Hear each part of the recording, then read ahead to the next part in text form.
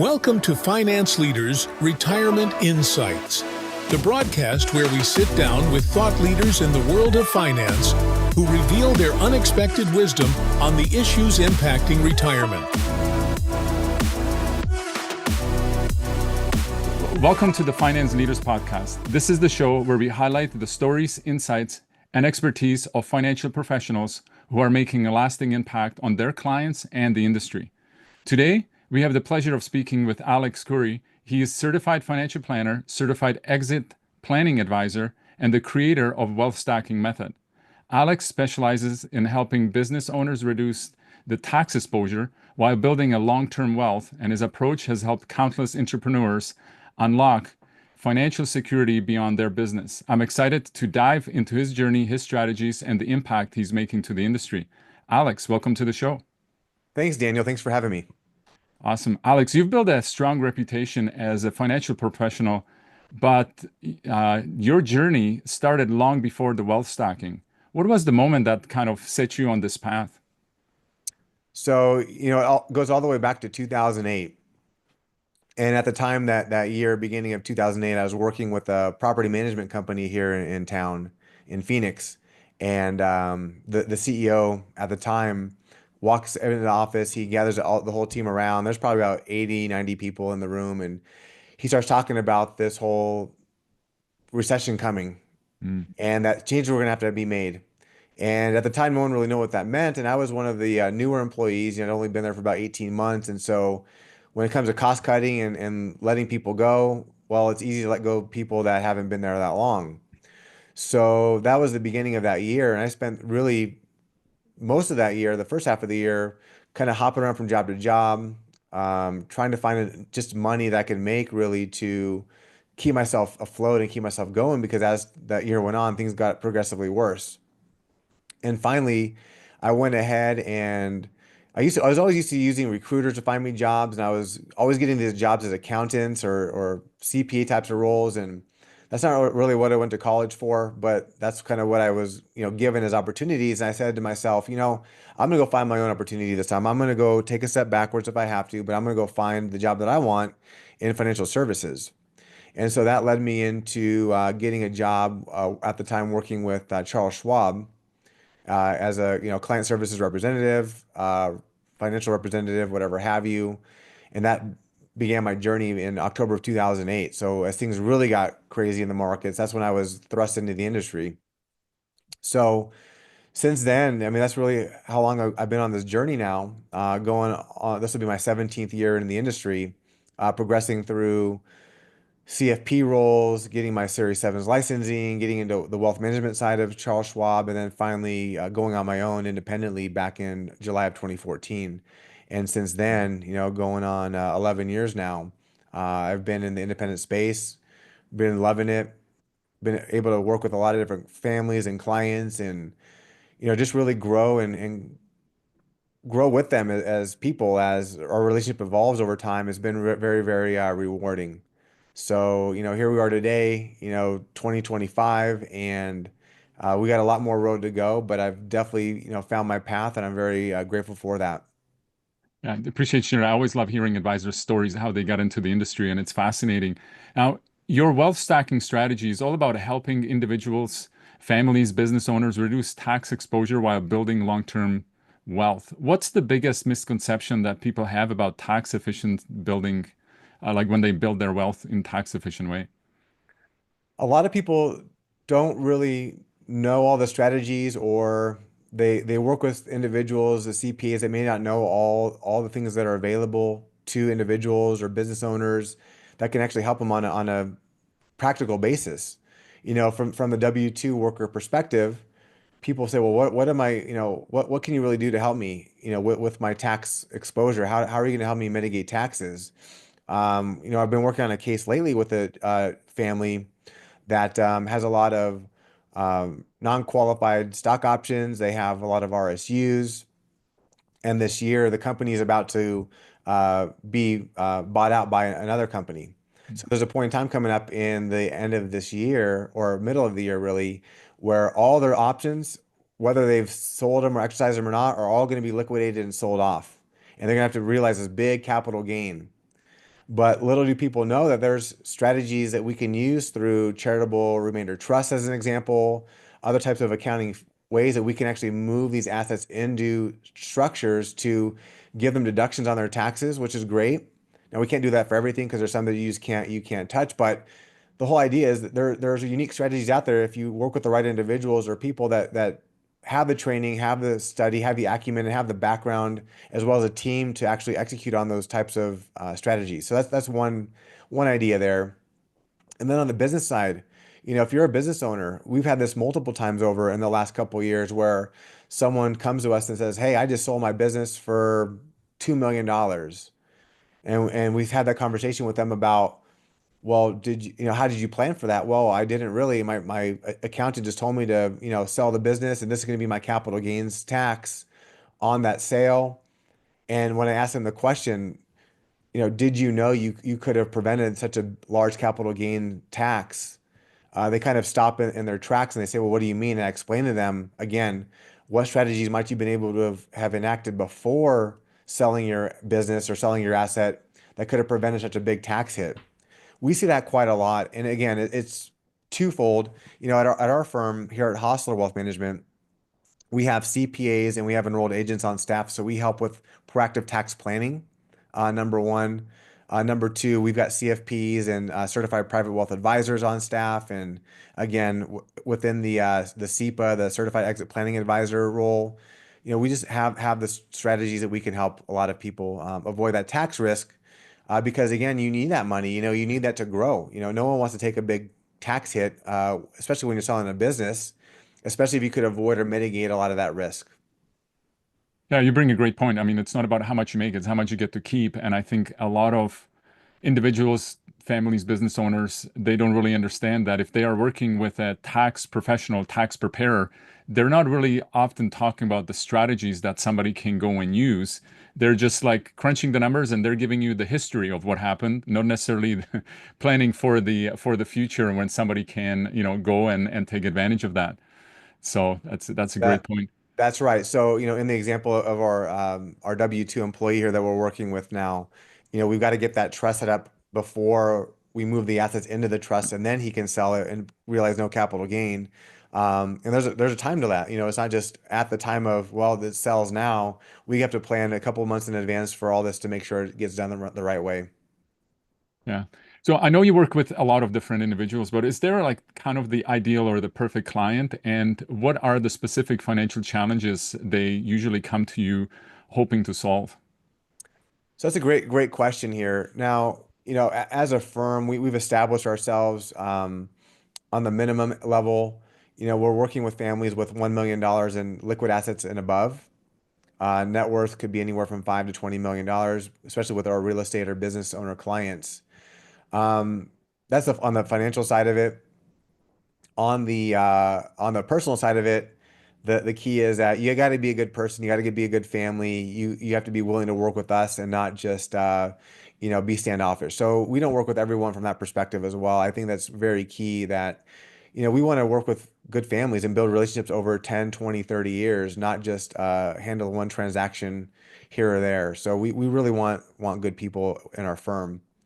What people are coming to us today with it's been a realization over the last, say, year or so, but people since 2020 to now have, if you've been invested in the market, you've been saving your money, if you have bought a home or if you own a home, you've almost seen your net worth double over just the last 4 years, at the minimum side.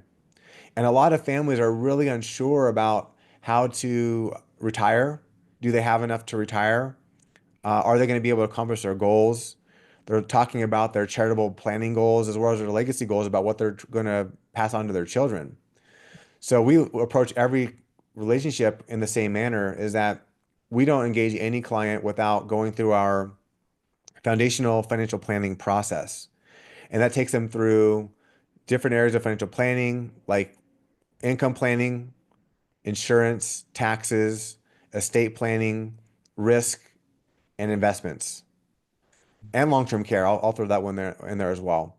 Once we address all those areas of the financial plan, then we can really put it all together with good recommendations and structuring things in a way that someone's going to be able to accomplish everything they want to and live their lifestyle in retirement the way they want to, and also achieve their other legacy goals, like I mentioned, charitably as well as passing on money to the next generation. Now, with that being said, one thing that has really been a key focus for a lot of our clients as well is having family conversations with children.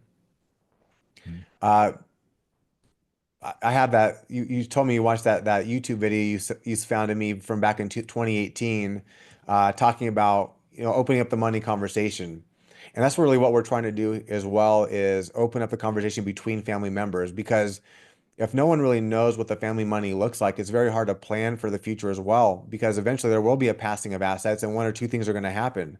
One is the children are going to be financially aware and knowledgeable about how to handle the family wealth as the new steward of the assets, or they're going to think it's a big payday and that money's going to be gone. And we know that over time, money that passes from one generation to the next typically or may get just wasted. And that's the last thing that a lot of families want because the first generation has spent such a long time accumulating that wealth. They don't want it just to go to the wayside just to be spent down or at least spent thoughtfully. So we're bringing in families, we're bringing in the children, we're having those conversations now, and it's really eye-opening because, here's an example again of an 80 mid 80-year-old couple. They've got about 4 million of liquid assets, and those have been mostly assets that have been transferred from their parents. Um, they've got some real estate as well, and the kids are in their 60s, and they had no idea that the family had this kind of money. Mm. The 6-year-old clients or children, I should say, don't really have a financial acumen or background. They kind of have done their jobs. They've, got a house maybe, but they haven't really saved up for retirement the way that they should have, or they're a little bit short there.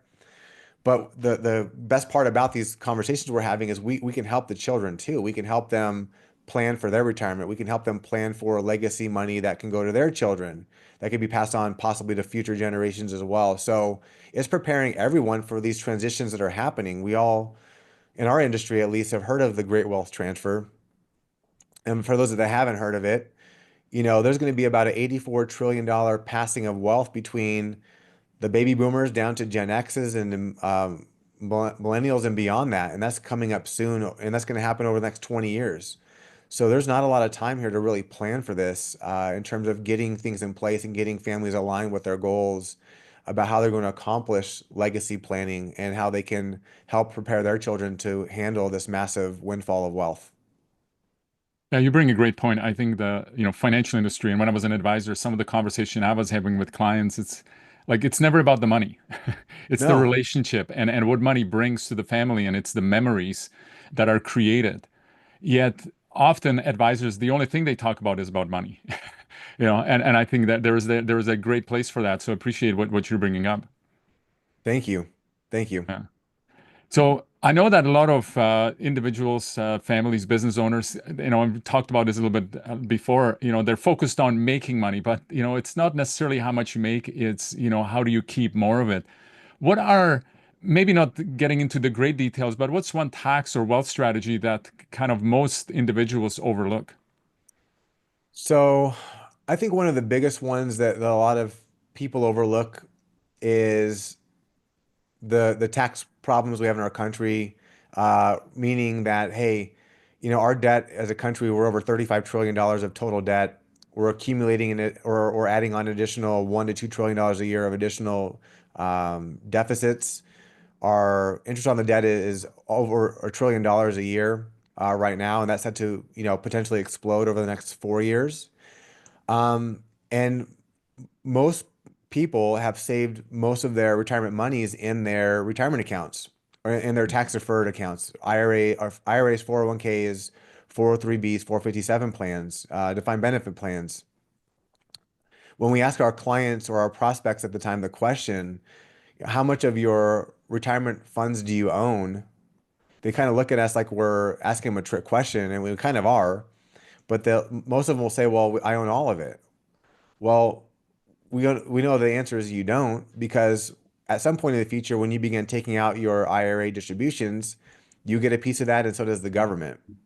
And so that could be upwards right now of 24% or more. So if you've had $1 million portfolio, well, we'll round up a little bit, but 750,000 is yours and 250,000 goes to the IRS. And so again, as tax planners, as we have CPAs and enrolled agents in our firm, we do the tax planning to help clients maximize the lowest tax brackets today. So that way they can make appropriate Roth conversions based on their long-term planning and strategies to pay taxes now when the rates are lower and to avoid future higher tax rates. That's one of the cruxes of what we do for our clients now on that end of it all. So we're very heavy in that. We're trying to get people down to levels of IRAs or tax deferred balances in the 400, $500,000 range. But that requires, again, taking money out, putting it into the Roth, and then paying your taxes. Why we do it that way is because once you hit your required minimum distribution age, if we do it the right way, whatever money comes out as an RMD at that point can hopefully match your standard deduction on your taxes. That can be a tax-free move in itself. So we're really all about the tax-free move. And it's also about positioning monies around. So what buckets are you drawing from? Is it going to be taxable, tax deferred, tax-free? When it comes to planning, what's most advantageous, to pass on to heirs as well. So those are the things that we're really focused on here, because again, we just believe that taxes are going to go higher. It's mathematically impossible that they can't. Now, again, the government can finagle around and do some magical tricks today, but eventually that's going to most likely run out. And then what do you do if your tax risk in your portfolio goes up by even 1% every year? And you're still losing 1% a year to tax risk on top of inflation, which we know is a big problem today. There's just a lot to look out for. And it's not like the 2010s. We're in a new era here that requires a little bit more attention to detail and planning. Yeah, I think the financial industry as a whole has done a great job at teaching people how to save for money. I know there's still a lot of people that don't, but what they're really lacking in is it's not just about saving. And you brought a great point because most people think, hey, I've got $1 million, $2 million in my IRA or 401k. They don't realize, especially in the 401k qualified money, that it's not all theirs. There is a tax liability that's attached to it, and most people don't think about that. And it's kind of like, how do you use strategies to extract that money from there so that, yeah, you don't get you get to keep more of it. So that's great that you guys focus on that tax angle on it, because again, most people, some of the presentations that I was doing, I put really, I look at taxes as an asset, not as a liability, because everybody has a choice of how much tax they pay depending on how they structure their finances. And again, if Right. they're just every year at the end of the year going, or at the beginning of the year going to tax preparer that just looks at their, taxes, that's not really Right. tax planning, right? So they need to do some work before there. So that's, you bring out a great point. That's something that people really have to go and focus on. So I know we talked about that, a lot of people kind of look at and think about financial planning just about the numbers, but for you, what's the bigger picture? What do you believe real financial freedom or freedom around, in life really looks like? It's really about being able to do what it is you want to do on your terms without having to worry about the money in your bank. I mean, that's to me what it really means. We come in, like you said earlier, most people have been conditioned to do one of two things. One is you save all your money, you spend very little, or you spend a lot and you save very little. We're dealing with more people that save a lot of money and have always been that way, and they've gotten by frugally in their lives. And it's hard to change a habit that you've built into your mindset and your person and your values over years and decades about how you've gone about your money business to reverse the course and say, okay, you saved up all this money, now what do you do with it? And a lot of people, again, in the planning phases, they're too close to retirement to really have thought about, well, what is my plan? How am I going to enjoy myself? How am I going to spend my money?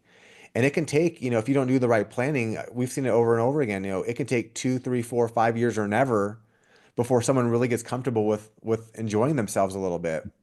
And the joy that we get out of it is that when we go through our goals-based planning with our clients, it's not just about what do you need to live on a monthly basis. It's what else do you want to do with your money? Do you want to go travel? Do you want to play golf? Do you want to, uh, you know, see your grandkids. You want to move to where your family lives. Maybe you live away from your extended family. Maybe you want to buy a second home, a vacation home, whatever that may be. I'm really trying to stretch people's imaginations about what's really possible with what they've saved, and help them realize, hey, if you've got, $2 million, maybe if you factor in Social Security, maybe a little bit of pension, stuff like that, maybe you only need $1 million of your $2 million to get you through your retirement in terms of your daily necessary expenses and Medicare, medical stuff like that. There's maybe $1 million of money that you just haven't really thought so much about because you're just compartmentalizing it in just one bucket, which is the $2 million. So if we can bucket out the strategies to give them the room and the mind power and the space to open up the opportunities for themselves, that's how we're unlocking, real wealth, in my opinion. I tell clients all the time, I say, look, we're helping you, manage your money, we're helping you invest it, but it does no good for me to keep every dollar of your money in your retirement accounts or your investment accounts with me. I want to see you enjoy that. So we'll put out plans for that. We'll encourage clients to plan their vacations. If you're thinking about going on a $10,000 vacation, what if it's 20? What if you go over budget by 20,000? What if you want two vacations in a year, as an example? We put that planning into place to show them, hey, you do this, you're still going to be okay. And why is that? Because we're planning for your future liabilities. And what does that really mean? It means that you just can't grow your money and hopefully it always goes to the moon. You're going to double, triple your money over your years. It's really about what cash flows do you need today to sustain yourself and what your expectations are and what you want to do and what your dreams are. And then you can push everything else off to those growth buckets. So again, what do most advisors talk about today? Well, they talk still about the 60/40 portfolio. That can be okay depending on a risk tolerance of a client. But what if there's a better ratio there? What if it's 20/20/80? What if it's 30/70? Um, there's a better way to do that because then we're really maximizing the money that way, but still we're still protecting someone's peace of mind to say, when I retire, I got my mailbox money for 10 years. I know that no matter what happens in the market, I've got what I need. And that's been a real game changer for a lot of folks as well, to not even obviously just know that they have the money that they need for the next 10 years, but they also can not have to worry about so much when the market goes down and they're worried and scrambling and worst case scenario is what they're thinking. We bring them back to the financial plan to really demonstrate, hey, here's where your accounts are real time. Here's your timeline for what you're trying to accomplish. Your goals are still intact. Don't worry about it. And we don't get a lot of those phone calls. We're very lucky about that. Well, I think all part of that comes from, you kind of focusing more on the financial education, as that is a big part of, what you do. And I think, like yeah, like we talked about, a lot of people, the financial industry keeps on talking about save, save, save, and how to put that money away. But there is that bigger part, which most people don't realize, that, in retirement, they might be spending 20, 30 years of their life in retirement. And it's not about save, save, save. It's about spend, spend, spend. Because That's right. essentially, Yeah. every day becomes a Saturday, right? Yeah. In retirement.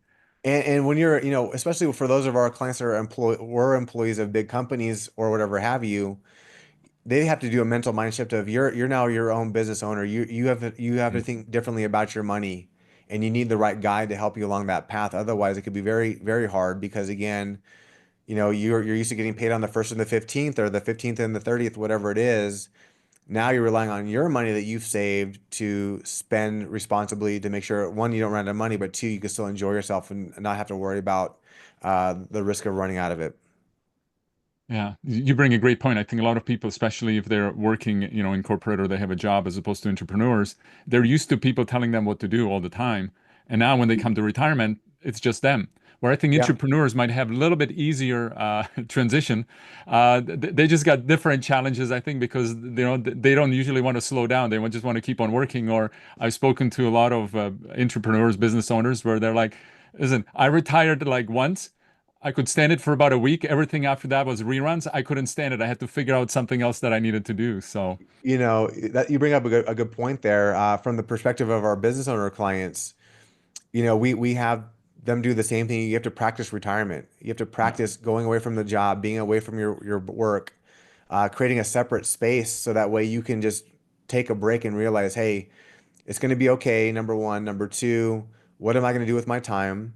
Mm. Because it's statistically proven that most business owners, when they sell their business, go back to work. They find a job Yeah. right away. They become depressed. They have anxieties. They're just not. They weren't ready for that transition, and just like anything else, everyone's got a transition they have to face in life at some point.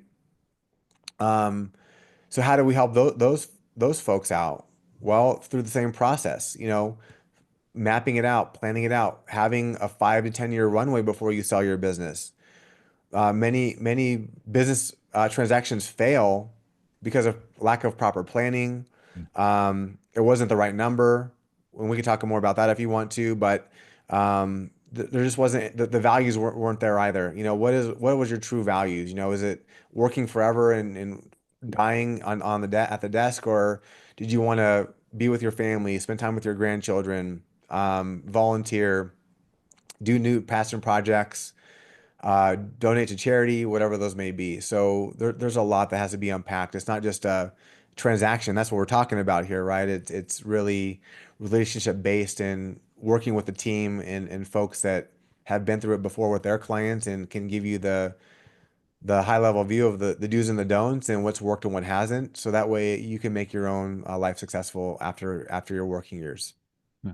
I think it comes down to really having a purpose, and we talked about that. So when you got somebody working for a company, their purpose was go to work every single day.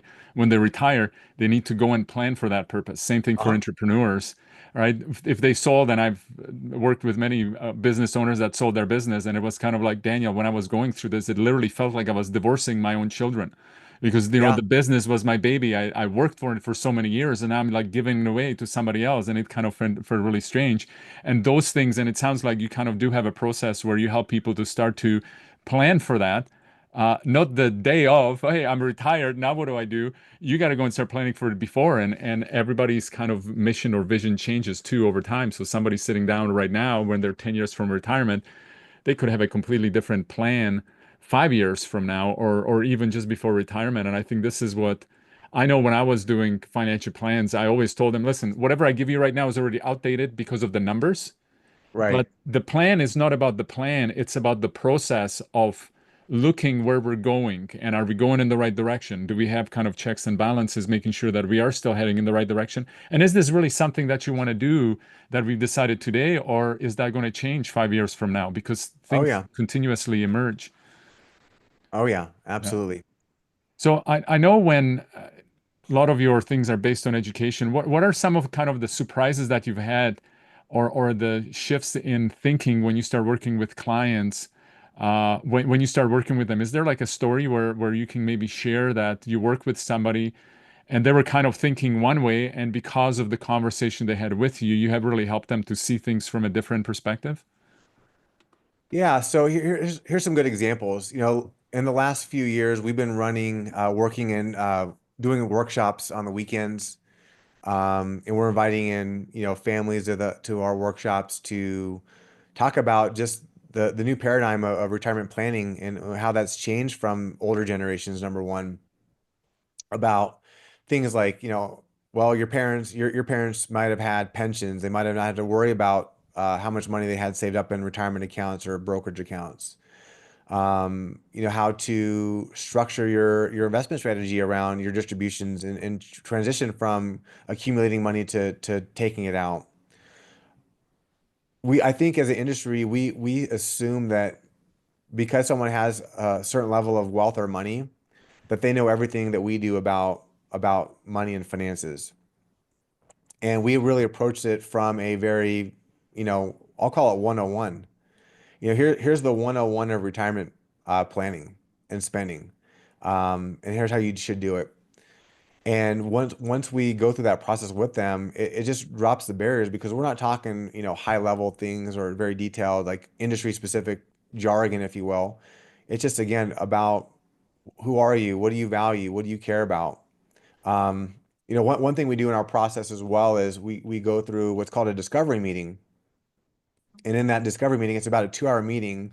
We don't talk about money or numbers. We talk about who you are, where did you come from, what was your family life like, what were your parents, what did they do, what did your parents do for Yeah. work, what are your values, what do you care about, what do you want to have happen to your money, what don't you want to have happen, um, what do you do with your free time, what are your weekends like, what is your ideal vacations, and we take that qualitative data and answers that they provide us because it just really breaks down the walls between the them and their money. Because when I explain that, I say, look, we're going to take what you gave me on this call. I'm going to marry it to your money. I'm going to come back and I'm going to give you a plan that's going to really make sense for you and your needs. And one of our clients the other last week or the week before that, he's like, man, he's like, I just had no idea how to really do this. I just had no concept of what I thought was how to do it the right way. He showed me a different way of approach, and they really appreciate that. And so that's really what it's all about is providing people with the right approach about how they're trying to tackle their problems and help them solve things that, again, we think are simple, but to them are very complicated. And it is complicated if you really think about it, because when emotions are involved and people are involved and money is obviously involved as well, it can get very tricky very, very quickly. But we're really able to find that level where we can meet at as advisors and as clients to again work really well together and bring them to reach their long-term goals. Yeah.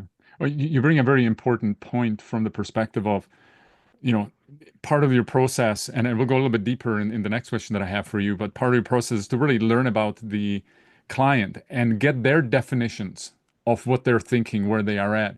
I think often advisors make the mistake when they're meeting with somebody, they're making a lot of assumptions. And one of the things that I've learned in business, just working with different coaches, is just learning that, when we're talking about what money means to somebody, I mean, yeah, they could be essentially 8 billion different definitions what that means.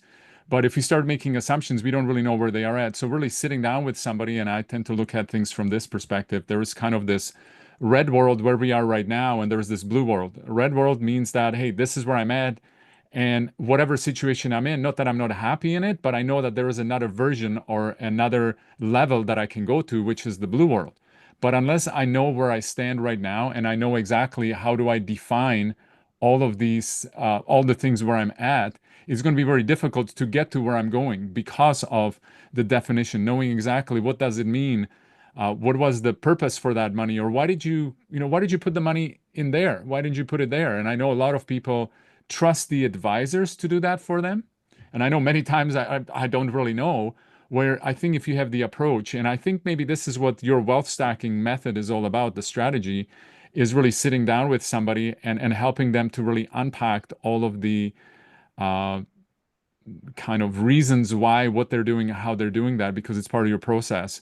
So I think it's really important in my view to really get the definitions and making sure that the advisor and the client are both on the same kind of in the same place and they both have the same understanding, because there is the danger of the advisor just making assumptions and then the client kind of being disappointed of not knowing what was or what should have been happening. Yeah, that's a good point. We had one of our newer client. Well, he's been a client now for a couple years now, and he came in the other day. He's like, "Look, he's like, I trust everything you're doing, but I need to bone up on what you're actually doing." And so we had a great sit down conversation just to go over everything. It's one of those things where it's not just again, you set it and forget it. There's reviews, it's understanding, it's education and empowerment. So that way, the more that we do, the more we move along the continuum with clients over time, they've got a deep understanding about what's actually happening and how it's benefiting them. So, there's no point in leaving anyone in the dark. Obviously, I don't think that's anyone's goal or intention, but it does require a higher level of conversation. It requires the ability to break things down in more simplified terms and just to talk to people as people, not as we're the advisor and you're the client and we're just going to do it and you just believe what we tell you because that's what most people will do, right? We want to really get people's buy-in across the board when it comes to multiple financial matters. Yeah. So if somebody came to you right now and said, Alex, I want to build long-term wealth and protect my assets, where would you kind of start? So great question. So first step is, first things first is, where are you today? How old are you? What's your family life like? When do you want to stop working? So we got to establish that foundation or that baseline as far as, you know, how can we get you from here to where you want to be? But it starts with at least establishing a snapshot in time, which is today. Um, Through that process, we go through again our routine. Our foundational financial plan is gathering all this information and documentation, and we're going through every scenario again, starting with the income planning to figure out, well, how much do you really need to retire, or how much income do you need every month to live the way you want to? Going through the tax side of it is, what tax risk are you do you have that you just don't really see in front of your face right now? So Roth conversions, we talked about that. For those that have big brokerage accounts, um, you know, tax loss harvesting is a big part of that. So we really assess the tax side of it. A lot of folks are coming to us with big, large, concentrated positions of stock. And a lot of folks, traditional advisors are going to say, hey, you got this big old, million, $2 million position in Nvidia today. What are you doing with that? You need to diversify that. Well, maybe that's the case, but maybe not. So how do we again provide them solutions and tools and opportunities to navigate around those conversations? A lot of people don't have trust. You would think again, because you have a lot of money, you've done all the right things from an asset protection perspective and estate preservation perspective, and those things aren't in place. So again, to us, these seem like very little small wins because these are just givens. But when you present it to a client in a way that says, hey, we're not thinking about just the money that we're trying to manage or help you manage. It's really about what are the things in place that you just don't have today that's going to protect you and your family from financial risk and ruin. And it can happen to anyone. I, I truly believe that. Uh, you know, Most people that not are on the edge of, failure or success financially from that perspective. So how do we just make a couple little tweaks in their planning or add some things in there that are very simple to implement and get them in the right space, and then we can move forward from there on building on those basics. Yeah. I think what you're bringing up is a great point. Listen, I know most of my, before I entered the industry, everything I knew about my, finances was all learned from my parents. Now Yeah, they lived in a completely different world than we're living right now. Heck, the world of 10 years ago is completely different than now. So there are different challenges, and I think this is where it comes down to again, through education and just knowing and asking the right questions and getting things defined. Now, yeah. I know on your LinkedIn profile you highlight that most business owners, have 80% of their wealth often tied up within their company. How do you help them unlock and essentially diversify that wealth for a more secure future? So great question there. First off, when it comes to talking about the transition of wealth from owning your business to selling it to having what you need, we focus on a couple of different topics here. Primarily is how much do you need? What is your business even worth today? So we got to establish some baselines for those clients of realistic expectations. Um, Business owners that have different are in different industries, they kind of compare themselves to their friends. Oh, my business is worth 1 million, or mine is worth 5 or 10, and they seem to have draw these parallels. Well, that's my buddy. We're on the same level, so therefore my business is worth what it is. That may not necessarily be true. So we run financial plans. So here's a great example. We had a client recently come into us that wants to get out of their business. They want to exit. They want to transition on. They want to retire. But they didn't know if the amount of money that they would generate from their business sale was actually enough to live on in retirement. So we have to calculate we call it a wealth gap. And it says basically, let's say you think your business is worth 10, maybe it really needs to be worth $15 million for you to sell to live the way that you want to at the end of the day.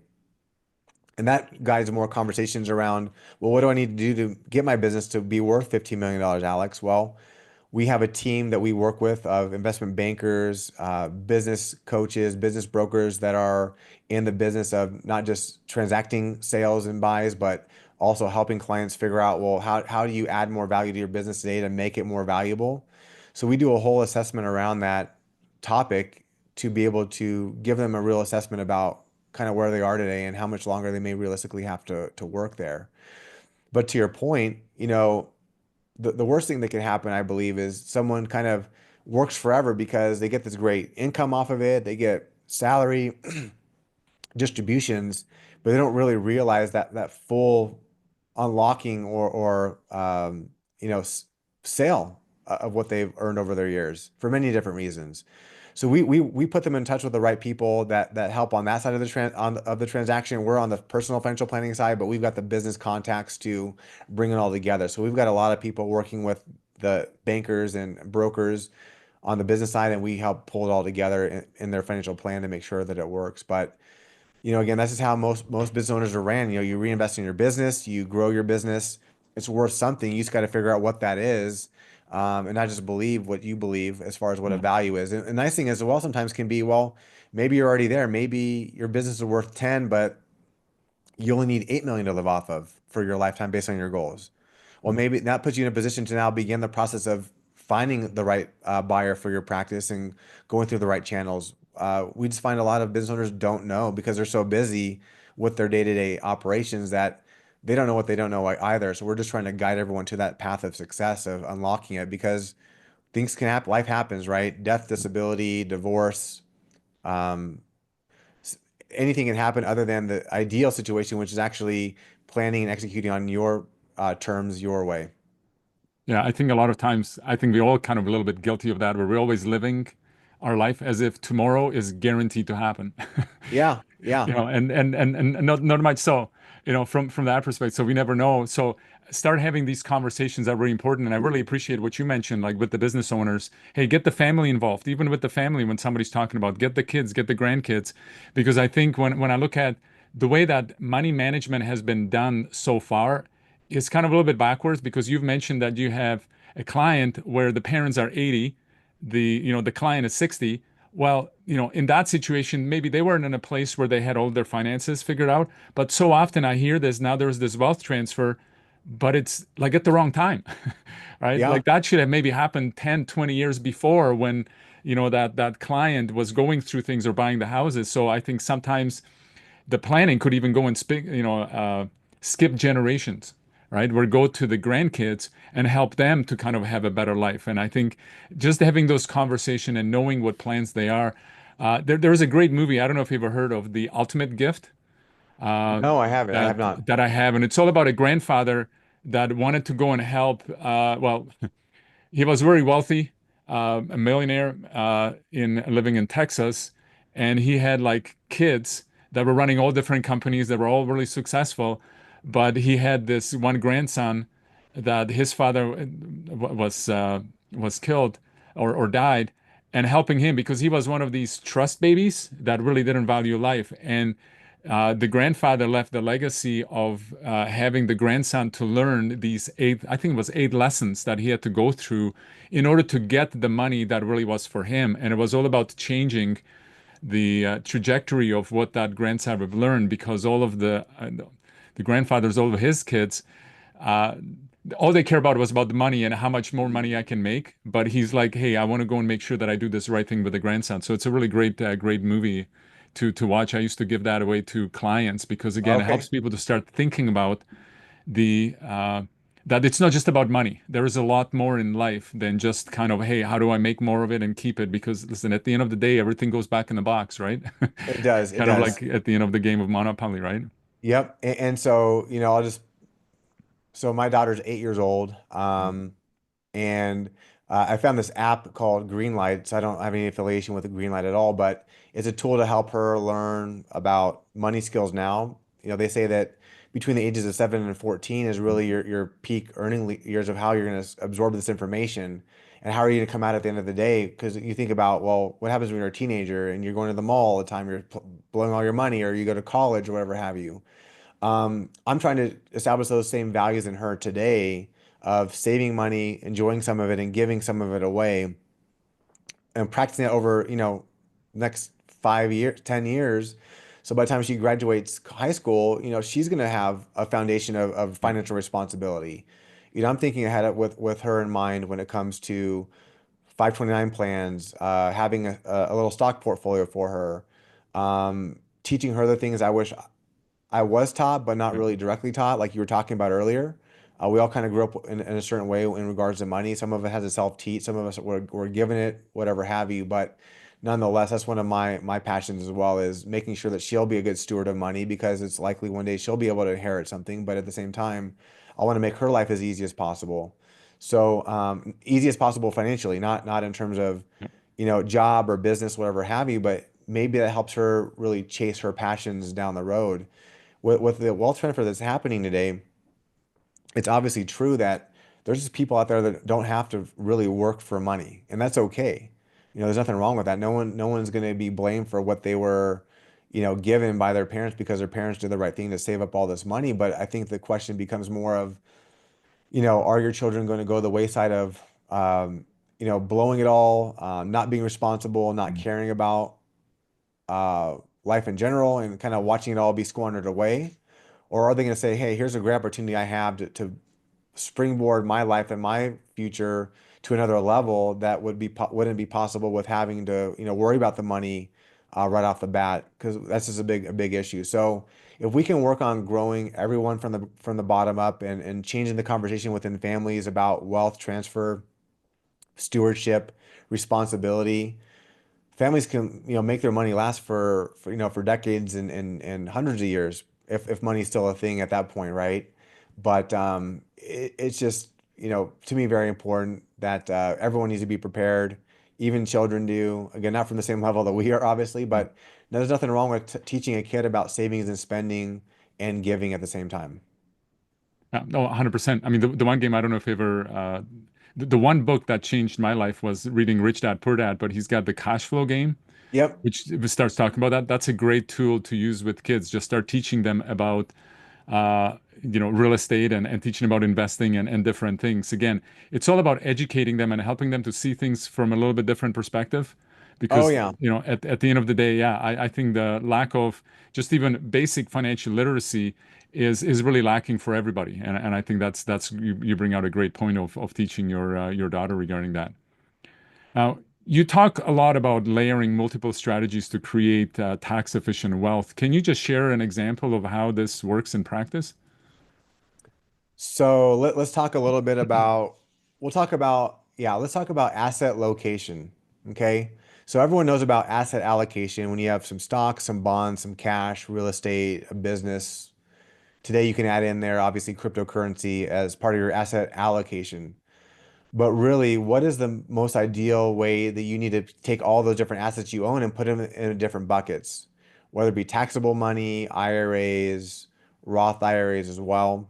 Um, there's different reasons why you want to have different assets in different areas for tax mitigation risk. So let's talk about, stocks as an example. Stocks can be a great tool to keep in, say, a brokerage account.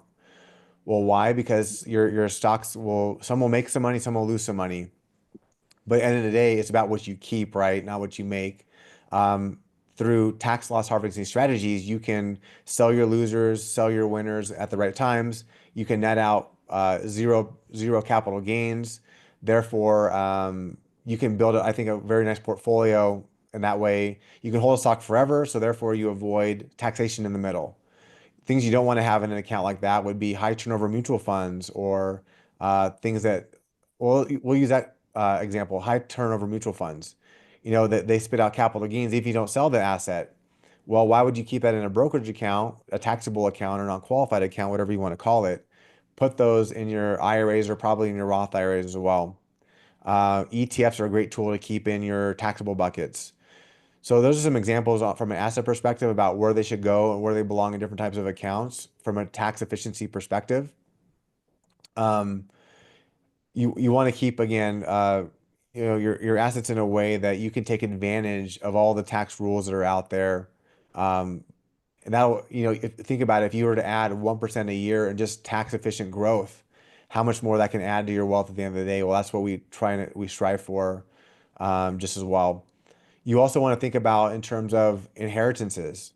If you've got a big brokerage account with lots of capital gains inside of it, and then you have IRAs as your other bucket of money, well, who should really get what? Well, you know, if you pass away and you have a brokerage account or in a trust, that asset could be passed on to your children or grandchildren, tax free, because why? When you pass away, you can get a whole step up in basis to the value of the stocks when you passed away.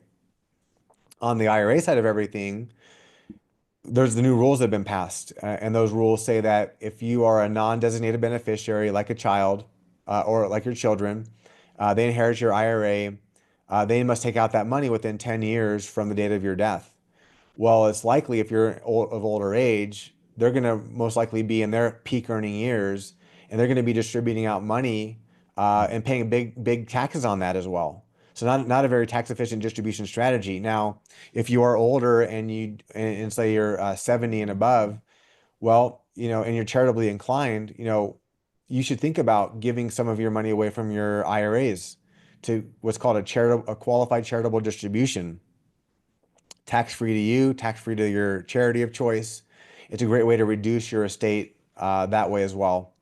And then the last thing I'll say, just another tax move, is again the whole idea of the Roth conversion strategy, moving monies from your tax deferred IRAs and retirement accounts to a tax free vehicle like Roth IRAs. Now, again, let's say that you shift money over there, you avoid future taxes for yourself, and then your children inherit those accounts when you pass away. Well, there still is a 10-year rule that applies today that says by the 10th year, you must take out the full balance. But if you can imagine at a 7% growth rate, if you could potentially double the money of that Roth IRA in 10 years, and with the right coaching and education of your children, you can help them with the right advisors keep that money invested for 10 more years, and they double the amount of money in the Roth IRA. Well, that money comes out, and that's now a tax-free distribution of a larger amount of wealth than it would have been if had they kept it in their traditional IRAs, taking out for taxes every year. I mean, those are some of those examples there, Daniel. We could get into charitable gifting strategies, which again, is it better to give cash or is it better to give appreciated stock? You think about other ways you can get deductions now, especially if you don't have a lot of deductions if you're not a business owner. Donor advised funds are a great way to do that. It's a great way to get deductions, but also to be able to be charitably inclined to give away money when you want to. It's a great way to get your children and grandchildren involved in the conversation every year about, well, hey, what charities do we want to give money to this year? You can donate out of the donor advised fund. It could be a great legacy asset that in your memory, one day that could be a big growth asset that you can defer out, and children, grandchildren can use it as a way to remember you as well, when they're giving money every year, saying, "Hey, mom and dad, they put this together as a way for us to be givers as well, and this is how we're gonna remember our parents." I think the biggest point that you bring it out is it's all about planning. It's all about thinking about where you are right now, thinking about, hey, what is it that you want? And then start looking at what is the best strategy, because I don't think that there is one thing that fits all. You kind of mentioned it's not even with investments, it's not about set it and forget it. It's a matter of really looking and getting educated around what are some of the strategies that maybe people are not aware of, that they have not thought about, and they're not looking at, instead of just going, well, I'm just going to deal with it when it comes. There needs to be that preparation. And the sooner you do it, there was a saying, when's the best time to plant a tree? Well, it was 20 years ago. When's the next time? Today. So I Today, think yeah. that, the message needs to be, it doesn't matter how far away you are from whatever you want to do, start looking at it and start talking about it today, involve the whole family and knowing exactly, what's happening. So I know you're a big believer in continuous learning. What's a great book that you're either reading right now, or a book that has really changed or influenced your perspective? Great question. Right now I'm deep in studies for this certified private wealth advisor certification that I hope to take in June and July of this year. So that's been my primary reading source. But I like this app. I use it every day, called Headway. And Headway, it's got a lot of short, abbreviated books in there. I can read one at night before I fall asleep. A lot of it's revolving around mindfulness, health. What I say is I've got 5 pillars of wealth. I'll call it 5 pillars of wealth, and that's your physical health, your financial wealth, your relationships, your community involvement, and if you're spiritual or have a religion, your spirituality or God, right? And the whole concept is, you just can't be wealthy in financial terms because likely you may have some deficiencies in some of the areas of your other life, giving up your health or relationships for the sake of the dollar. If we can invest in all these buckets at the same time every day, through again engagements, through exercise, through mental exercise, which is a big deal to me as well. I've been really working hard on the meditations and the mindfulness trainings. Uh, Again, volunteering in the community, being part of a local organization here to help younger people as well get involved with giving now, so that way they can be bigger givers in the future. And of course, a relationship with my spirituality and church is another big driver. But if I hit all those goals every day, then I'm building all those buckets together at the same time, and that makes me more well-rounded and more balanced. So that's my kind of little piece about me, about how I kind of look at myself, my life, and how I look at that going forward. Yeah. Now you bring a great point. Yeah. I mean, life is all about, it's more, that there is the kind of B's that I often use: body, being, balance, and business, or faith, family, fitness, and finance. There you go. Very similar to what you're talking about. When I was an advisor, I also talked often to, I don't know if you've ever heard of the Lee Brower quadrants. He talks about that there are essentially four different assets that people have, and financial is just one of them. And then he would go and start talking about that there is the core assets, and we mentioned that that's your health, that's your belief. Those are the things that that are at the core of who we are. Then there are Hmm. experiential assets, which are the education and the vocation that you have. And then there is the oh, not now it popped out of my head, contributory assets. And this is where in contributor was philanthropy or helping your community. And then he put taxes in there. That's why you remember at the beginning I said, hey, taxes are an asset. And Yeah. again, I really like the way that he defined it, was because he mentioned that, hey, you've got a way how to, the amount of tax that you pay depends how you structure your finances. So now it becomes an asset as opposed to a liability. But then he will ask this question at the end, and I asked that pretty well all of my clients. I said, you know what, if you have these four different assets, we're just talking about finances. If you could transfer only three of these assets to your children, which one would you let go of? And literally 99% of people would say, well, the finances, right? Because if I give the core assets to my children, they know who, kind of who they are. They kind of have that core, core things that they have. Help them to get the right education and the vocation, and I teach them about philanthropy and manage the taxes. The finances will just be there naturally. I don't have to worry about that because I know I have given them a solid foundation. And then I would also kind of jokingly say, so why do we only talk about finances? Let's have a little bit different and deeper conversation. And what I appreciate so far from our conversation, I feel like you do the same thing with your process, where it's like, hey, you know what? The money's there. We need to know what's happening with it. But there is a much more deeper, important conversation, is to find out all the other three assets that we got to find out where you are at with it before we can start talking about finances. Because the money, nobody's really going to work every single day building a business just to have a big hoard and pile of green paper at the end of the day. Right. Yeah, exactly. That wouldn't be our ideal client, like I mentioned. It's those that have a purpose, have a passion, have a plan. Yeah. So that brings out a good point. Now, you've been in industry for many years. How do you see the kind of financial planning is evolving, and what's the one emerging trend or change that individuals, business owners kind of need to go and prepare for today? I mean, since I've been, again, independent advisor for such a long time now, 11 years, 16, 17 years in the overall business now. There was this whole conversation, if we remember back in, 2012, 13, maybe even before that, about robo advisors and AI, and how this is going to really, it's going to eliminate financial advisors from their jobs. And it's ironic, I guess, that you don't really hear much about that anymore. It still goes back to the financial advisor. Now, the financial advisor can use and leverage tools like robo advising, and they can leverage tools like AI to make our jobs more efficient and more effective. So that way we can focus more on the client and more on the relationship, which is great. Even when it comes to taking notes, I mean, we're so busy writing notes down like madmen and women that we sometimes lose focus of who we're actually listening to or should be listening more to versus just writing and scribbling down. I mean, that's going to be a game changer coming up here in the now as well. It all goes back to the same thing, as this is a relationship business. It's built on trust. It's built on years of practice, being personable, obviously being relatable, showing empathy for your clients, to their situation, to really guide them on their path, because it's the connection that counts. Even though we're talking on Zoom today, and this is the new way of the most of the world, obviously. We can still build a relationship through this tool that we have, that you don't have to be in the same place, in the same city, in the same room. You can be miles or thousands of miles or countries apart even, and still be able to be a guide and be a resource for people.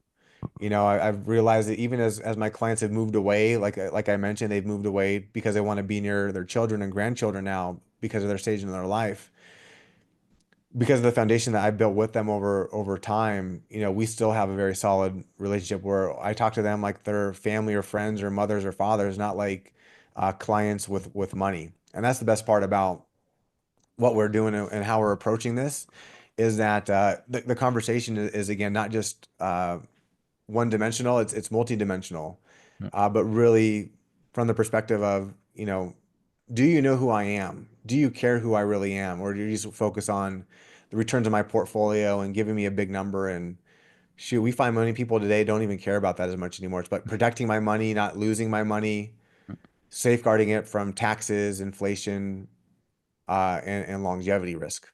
Yeah. Yeah, you bring a great point, and we talked about this before, that for you as an advisor working with your clients, what's more important is getting to know who they are and what they want, as opposed to thinking like, well, oh, they're interested in a better rate of return. No, most people are not. Most people, like you mentioned, they're interested in, hey, you know what? I have these assets. Are these assets going to allow me to do the things that I want? Not what's the number and all of this. I know a few years back, and when you're talking about that, it brings back, there were a lot of commercials like, what's the number?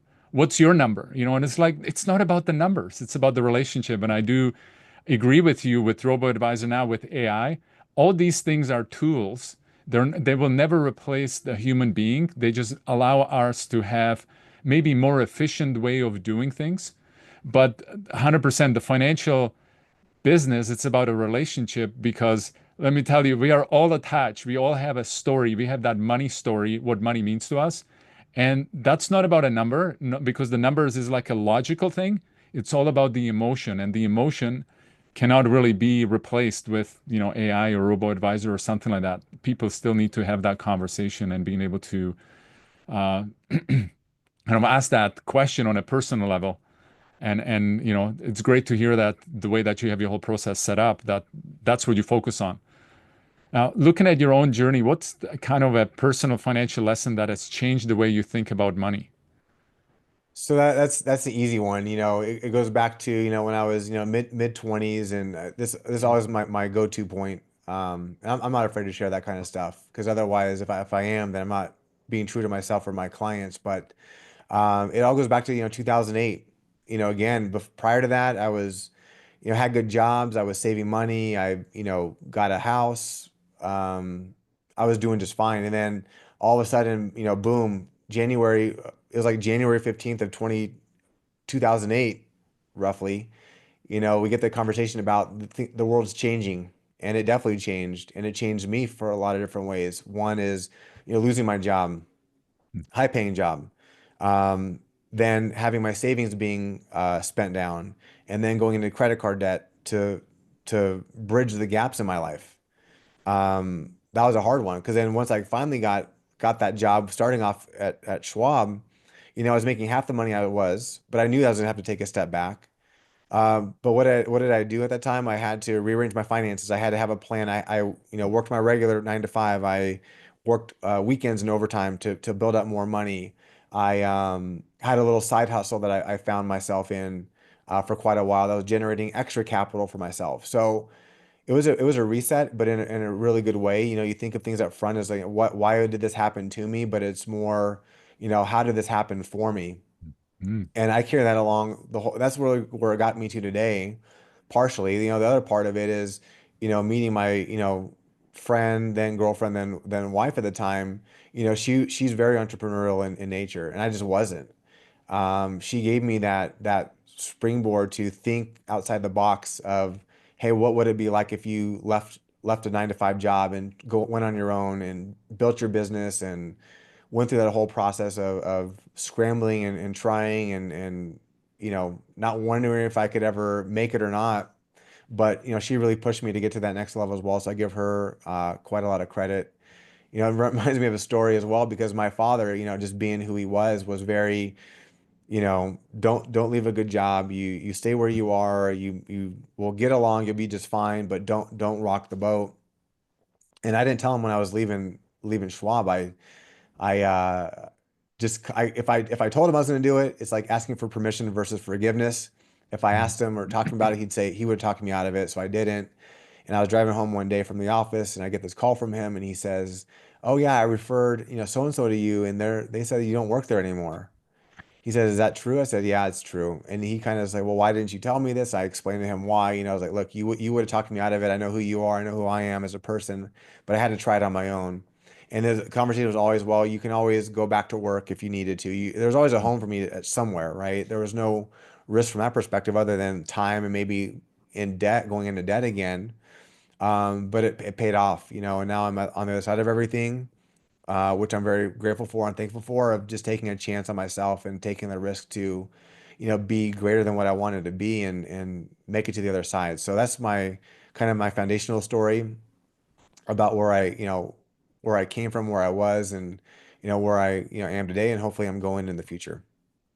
You bring out a great point, and you mentioned a couple of words like reset. The name of my company is Reset Global. I'm not going to go into great details on that, but we all have these resets. And one of the things that I learned from one of my coaches, he says this, and you kind of alluded to that life is either working for me or it's working on me until it can work for me.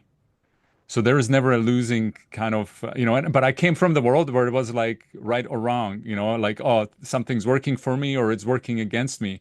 And I've had to learn to kind of overcome that. And that one view or a principle that I'm living by now, like, hey, life is either always working for me. Well, in theory, life is always working for us. It's either working for us or it's working on us, so it can work for us. And I think all of the things that you have gone through, we just need to know whatever we're going through right now is just temporary. And often what comes after, just kind of like we've got the four seasons. Hey, listen, we always know that when there's a winter, there comes a spring and there comes the summer. Then Yep, there's a fall exactly. and there's a Yep. winter. We tend to look at that. So a lot of things are really principle based. And when we start to understand that life, business, even managing money, if you do it through following certain principles, things become a lot easier and clearer to us. Unfortunately, I believe that our parents, and I completely identify with what you said, my mother still doesn't fully understand what being self-employed really means, because it didn't come from that. Right. So it's a matter of start building things on principle. Things become a lot easier and really not easier, but more clear and simpler. And I think that's really what it comes down to. Now, as we're closing this, when you look ahead for the next 5 to 10 years, what's your vision for your work and what impact do you hope to make in with your clients and in your industry? Those are great questions. So impact in our world here, is really empowering families and generations and upcoming generations to have that family conversation about money and wealth. Make it a family effort, not just an individual effort.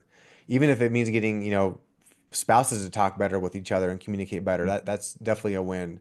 We're building a generational firm here, so that's a big deal to me. Is that I want to continue to grow on that path. I want to also help bring the next generation of investors and clients into the fold with their parents in relationship to then make them strong and make them confident and help them understand how they can be, best stewards of their own money, even in today's terms. Because again, going through my situation, well, I don't want people to go through that one, obviously, if I can help them avoid that.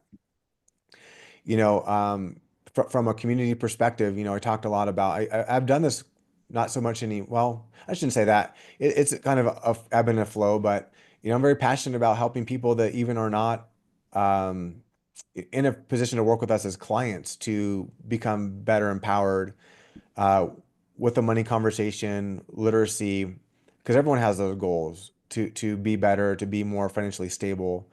And so I'll host, over Zoom or whatever have you, conversations with businesses and their employees over an hour conversation when it comes to all topics of finances.